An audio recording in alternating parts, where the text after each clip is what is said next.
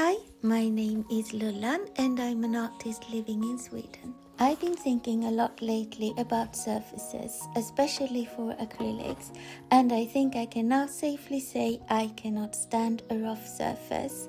So watch me in this video as I turn a rough surface into smooth as velvet. One of the reasons why I wanted to get a canvas panel board was that I can attach one of these picture hangers in the back and that it didn't need a frame, and I also didn't want the edges that are on a normal canvas. Now this is what I would like to show you. The surface on this canvas panel board is like velvet.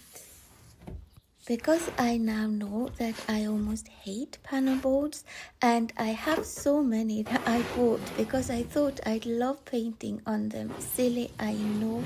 I should have tested it first.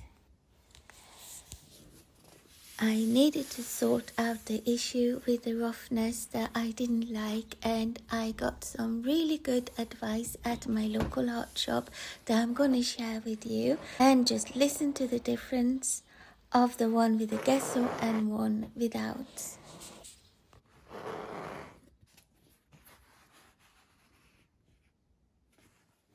The quality of the brush is very important. I use this one and it's very soft. This brush just made it horribly streaky. I also tried a sponge that they recommend in the art shop, but it just soaked up the gesso and I thought that was very wasteful. You get what you pay for is so true. I recommend a good brand name gesso as I found a cheaper version grimy. This is the finest sandpaper they had in our local hardware shop. I am sure there are tutorial videos out there made by true gesso professionals, but I think that you can pick up a little tip here and there, and that's why I wanted to share lessons I learned using gesso. It is so satisfying to see the gesso filling in the roughness of the panel. Bigger drops of gesso on the sides don't worry me too much, they can be sanded down later.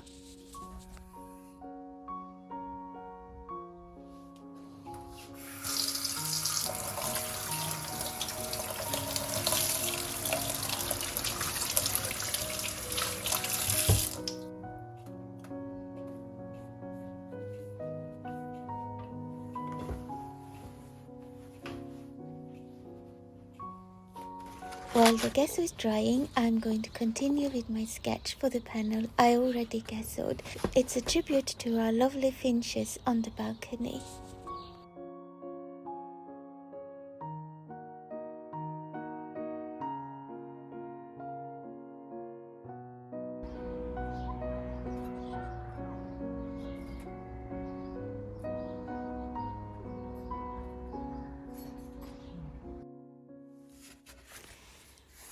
It says on the tin to let the gesso dry for 30 minutes up to an hour, but obviously the drier it is, the easier it is to sand down. And as it turned out, the sponge was a very handy tool for wiping off the dust. It is very important to wipe off the work area with a damp cloth so you don't get the dust grains in your wet gesso. I learned this the hard way, as for so many times. For instance, this painting up here. This is one of my first acrylic paintings, and in my eager haste to start this painting, I didn't stop to think how rough the surface was, and the smooth side was already taken by the wall hanger. I lost count on how many coats of gesso I put on the first panel, so I'm not taking any chances with this one. Another coat of gesso is drying. I'm so looking forward to start this painting. I'm going back to botanical painting, but for the first time properly in acrylics.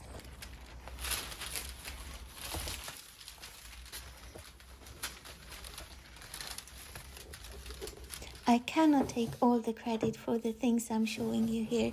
I learned so much from an Instagram friend, an artist called Natalie. She so selflessly shares her knowledge and experience.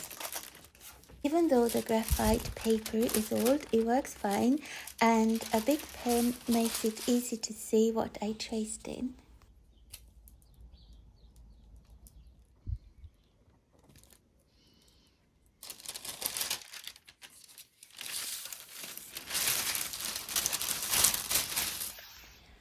Fourth coat dried and sanded.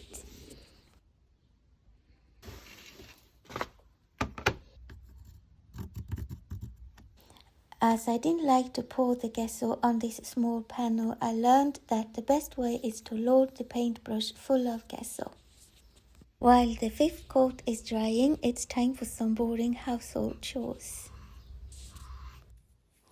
It's the next day and I wanted to show how soft the brush is that I've been working with. Hopefully coat number 6 will be the final one.